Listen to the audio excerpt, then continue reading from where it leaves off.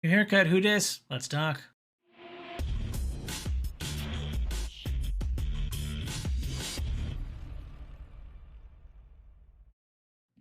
What up, viewers? What up? Calc Soups here, and today is Friday, May 17th. And that means it's time for a quick recap of the week in video game news. Big news this week was, drumroll please, the next Assassin's Creed game. I think we have the next several Assassin's Creed games planned out, or at least we know like Hex is coming down the pipeline and other stuff, but the one that was announced this week was Assassin's Creed Shadow. We are finally going to feudal Japan, and we will be playing as both a ninja and a samurai, giving us a little bit of taste of both worlds. And so I think the expectation is that we'll be a lot more stealthy while we are running around as a ninja, and we'll be a lot more kind of heavy combat focused while we're running around as a samurai. The article I was reading also talked about the fact that they are leaving the animus portions, or the kind of memory malarkey bullshit that happens in the Assassin's Creed lore, for all that matters, where like you're an assassin and reliving the mind of your ancestor or whatever. All that kind of like immersion breaking stuff is supposedly out of the game. So and I've been talking about that for years. I don't think Assassin's Creed is this like sci-fi sending you back in time BS has not been needed.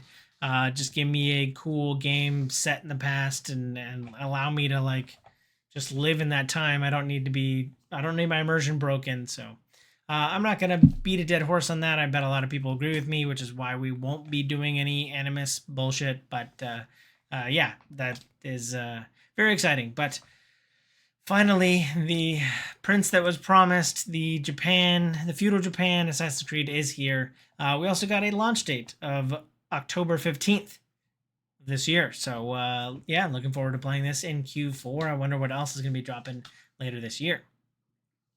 But speaking of games dropping a lot sooner, next week, Senua's Sacrifice. If you haven't heard me talking about it, I am very excited for it. I'll probably play the first one on Monday of next week, and then when it launches on the 21st, I will be playing Senua's Sacrifice Hellblade 2 next Wednesday.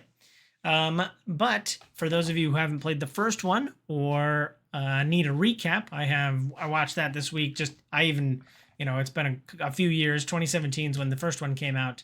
And even though I play it semi-regularly, like once every year or so, I still want to like keep refreshed on what the story is, and there's even some story aspects that I miss or forget. So yeah, I'm very excited for Senua Sacrifice next week. Yeah, I needed a refresher. So if you need a refresher, I'll have a link down below in the description. Moving right along, the Fortnite effect is in full swing, this time coming around for Amazon's hit TV show, Fallout. Yep, the Fallout universe, or the one as depicted in, I assume, Amazon, will be coming to Fortnite. So you'll be running around in power armor, and maybe you'll even be able to become a ghoul or a super mutant, or all the other things that you can't be as a protagonist in the Fallout game. But yeah, I think this is pretty exciting. Not exciting enough to get me to re-download Fortnite just to get a couple skins and then never use them.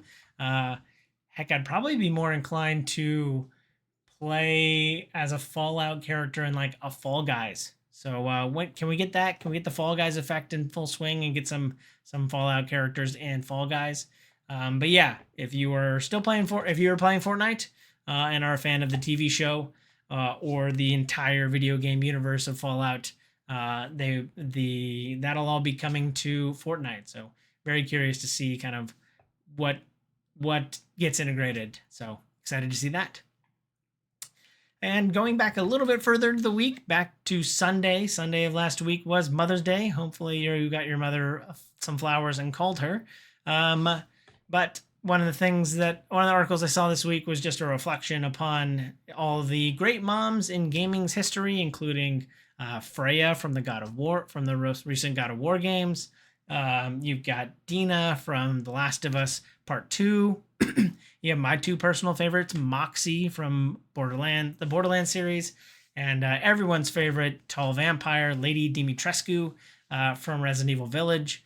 So let me know who your favorite video game mom is, or your mom from the Pokemon series. You know, you always wake up in a 1-bedroom house, and you've got your mom before she sends you off to go fight rats and birds in the wilderness as a 10-year-old. So yeah, all great moms in video games. Let me know what your favorites are down below in the comments. Seems pretty callous to close down a handful of studios and then spin one up right after that is announced, but Microsoft is spinning up a new studio this week. They're announced. Kind of, yeah, just callous, I guess. Kind of, read the room. People are really still reeling from the fact that you just closed down 4 gaming studios, 2 of which people have heard of and love the games from. One of which is a BAFTA award-winning studio. So, yeah, still pretty callous and crazy that they're spinning up a new one. The only kind of fingers crossed, hopeful, like silver lining I could see is that hopefully they collected some of the devs from the people they just let go to kind of keep their jobs or start again into this new studio. So, that can happen sometimes. I don't quite know the business reasons other than like the cutting operating costs, but sometimes you kill the studio and we just want to set it up, but still keep some of the developers. So that's my hope, but I don't know that that's actually the case. And either way, it's not a good look to close down a bunch and then start up another one. So, so yeah, Microsoft, what you doing? Moving right along to something a little bit more cheerful to celebrate the Rings of Power Season 2. Lego is getting in on the Lord of the Rings action with a 5,000-piece, 32-inch tall Barad-dûr, the second of the 2 towers, the one in Mordor. And yeah, it's even got a big Eye of Sauron at the top of it. So 5,000 pieces, 32. I mean, I don't have that kind of space on my shelves, but I definitely want a 32-inch Barad-dûr. So, Christmas is only 6 months away for anybody, or 7 months away. So if anybody's thinking of getting me a gift, maybe that'll be under my Christmas tree this year. But otherwise, yeah, I for other Lord of the Rings fans, I also saw that the Rivendell one is still on sale. So lots of Lego Lord of the Rings stuff to be picking up. So looking forward to that. 2 big announcements coming out of Dead by Daylight. I know I talked about them last week, so follow up on last week. We got news of what Dead by Daylight will be doing with Wizards of the Coast and Dungeons & Dragons, and they are bringing in the antagonist of Season 4 of Stranger Things, Vecna. So Vecna, the great big bad guy, god of magic and death, I believe, if I remember my domains right. Vecna is coming to Dead by Daylight, so can imagine a lot of magic stuff happening, a lot of deadly things going on with Vecna and what their power set might be. The second thing is that the studio Dead by Daylight, I believe the studio is Starbreeze, and they're working on another game that's still set in the Dead by Daylight universe, but is a little bit more narrative focused, called The Casting of Frank Stone, and we get to see kind of a narrative trailer for that this week. And it looks like they're trying to do a like supermassive Until Dawn kind of game. So, it's kind of seems like a character-driven 3D model actors kind of thing, like very, very supermassive, very Until Dawn, dark picture anthology kind of game. So, it looked pretty cool. And there's something about like the blank of blank, like that happens in video games, naming that I just like. I just really like also having first and last names in your video game, like the what's the something of Ethan Carter and What Remains of Edith Finch, like that. Just the naming alone, like there's something about like that naming structure that just tickles my fancy. So yep, I'm very excited for that one, and also a massive fan of supermassive games. So if they're doing anything along the par of like The Quarry that released last year and I played through with my friends. I'm looking forward to, and I've always kind of liked the Dead by Daylight. I'm curious how they kind of approach the lore, but Dead by Daylight is something I've been very excited about for quite a long time, since it launched in 2016. Going back a little bit, there is a new biome dropping in your favorite Viking survival game.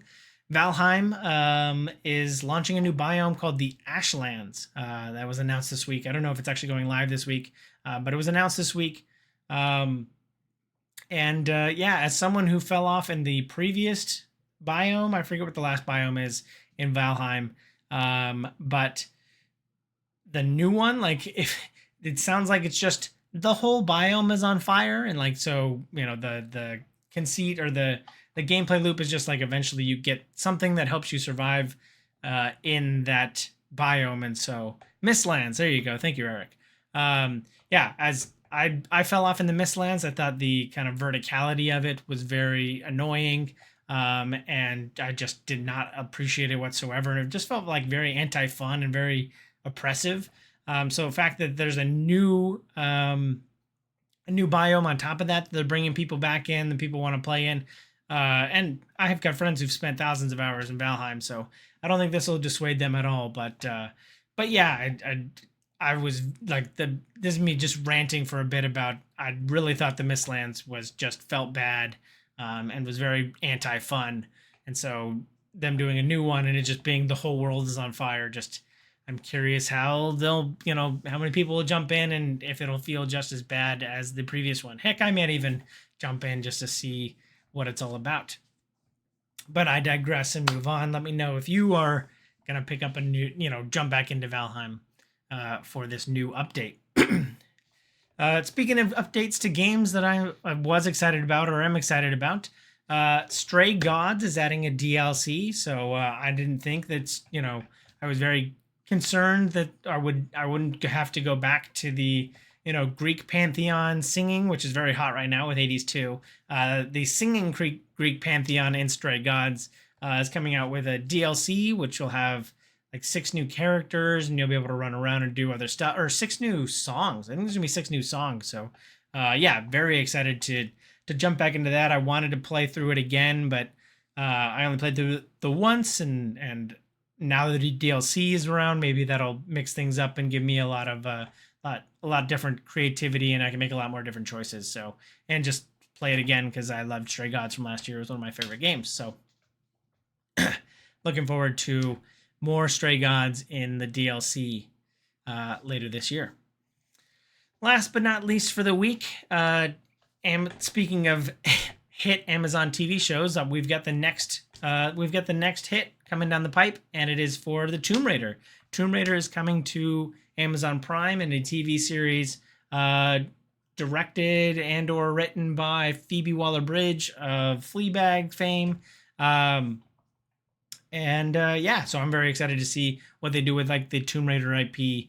I, for one, have always, loved it, and I loved the most recent iteration with Alicia Vikander, so which I don't think we'll get back, but yeah, excited to see what they do with a 10-hour series or an 8 episode series. So yeah, I'm looking forward to Tomb Raider coming to the little screen and potentially streaming, hopefully week to week. Again, another soapbox I want to get on, but I think releasing week to week gets people to talk about it. There's a lot more opportunity for water cooler moments and speculation week to week to see what they're doing with the story. But I know that people can fall off, if if they lose interest halfway through the season or something like that. So, but I digress. And I know that did want to say my piece on Hollywood not having any originality anymore. They want something with a built-in fan base, and thankfully we prosper from that with them delving into the gaming IPs and turning them into hit TV shows. So looking forward to what's coming down the pipe for Tomb Raider on TV. Let me know what you're thinking and speculating about down below. But that's it for this week. Let me know if you feel I forgot anything down below in the comments. And as always, thanks for watching. I hope you have a super day. I hope you have a super weekend. And I hope you have a super day. Bye.